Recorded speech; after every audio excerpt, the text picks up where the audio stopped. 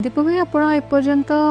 केते लोकों को हॉस्पिटल नहीं माने रोड एक्सीडेंट रे तांको भीतर केते जनकर जीवन को आपण बंचाई पारछंती 1500 लोक उद्धार कर मेडिकल पहुंचे 1200 लोक जीवन दान देछि 1200 लोक बंची बंची आउ 300 लोक जीवन जाइछि दुर्घटना रे आपण को आम सामने रे जे अछंती जो माने तांको भीतर एमती के अछंती जे कि एक्सीडेंट केस रे आपण पहुंची छंती तांको सेव करछंती आज्ञा जने एक्सीडेंट होइतले से पूरा सीरियस थले गोड़ भी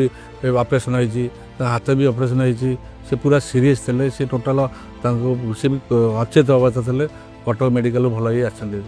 की अछंती तांको बिना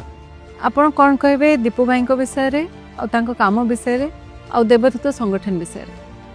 सीधा एमती बहुत जीवन बचाऊँ मोर भी जो एक्सीडेंट होता सी आसी पहुँचते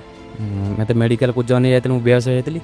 आम्बुलांस डकई कटक मेडिकल स्थानांतरण करते।